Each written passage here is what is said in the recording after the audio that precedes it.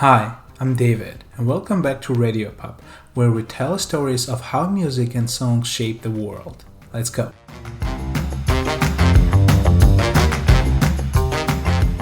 In today's episode, we're going to talk about a mega hit that has been used in over 200 major movies and TV series. It has been in Billboard's Top 100 chart several times, and most probably you know at least few lines from its lyrics. Fly me to the moon, let me... This time we will dive into the history of Fly Me to the Moon. Among the stars, and let me see. The song was written in 1954 by an American composer and songwriter Bart Howard. Later, he claimed that the song was written for his lifetime partner Bud Fowler. Initially, Fly Me to the Moon was titled as In Other Words, and the first commercial recording of the song was made in 1954, the same year the song was written by Kai Ballard. Fly me to the moon and The song was getting a lot of attention, and over the next few years, several jazz and cabaret singers released their version of the song. This includes Chris Conner let me play among the stars. and Nancy Wilson. Let me see what spring is like on Jupiter and Mars. Eddie Gourmet's version of the song was in her 1958 album Eddie in Love. The album reached number 20 in Cashbox album charts and was nominated for Grammys. In other words, hold In 1960, Peggy Lee made the song even more popular when she performed it in front of a large television audience on The Ed Sullivan Show. Hold my hand.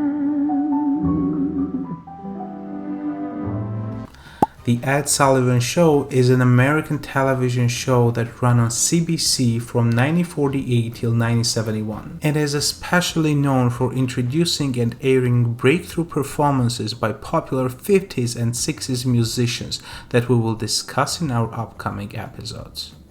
Elvis Presley, the Beatles, the Animals, Mamas and Papas, the Jackson 5, Stevie Wonder, Janis Joplin, Barbra Streisand are just a few names that performed on The Ed Sullivan Show.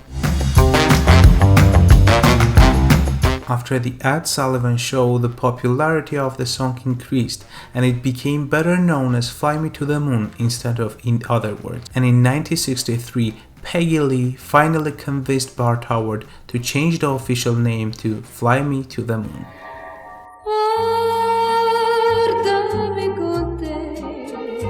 The first non-English version of the song, Italian and Spanish, were released same year by Connie Francis.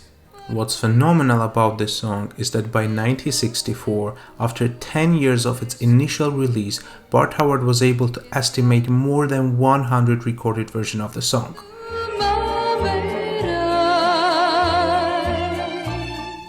And here comes one more, probably the most famous one, Fly Me to the Moon by Frank Sinatra.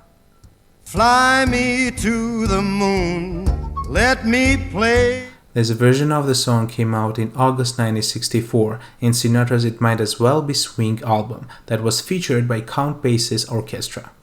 Sinatra's version of the song was slightly different because legendary Quincy Jones and Count Basie made several adjustments to the song. Probably the biggest change they've made is that they've changed the time signature from 3/4 to 4, which has been the standard for the song ever since. Sinatra's Fly Me to the Moon was instantly hailed as classic after its release. Forevermore, you... This version of the song became closely associated with NASA's Apollo space program. Many say it was Apollo space program's unofficial song, and according to some resources, it became the first music played on the moon when Buzz Aldrin, a member of Apollo 11 mission, played it on a portable cassette player after he stepped onto the moon.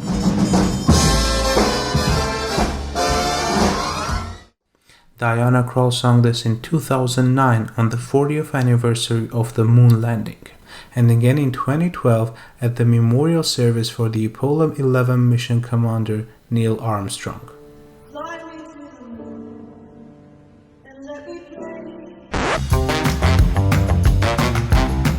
Other notable versions of this much recorded standard includes ones by Nat King Cole, Fly me to the moon, Ella Fitzgerald, and let me play amongst the stars. Marvin Gaye, oh, let me see what spring is like. Sia, Jupiter and Mars, in other words. among the others.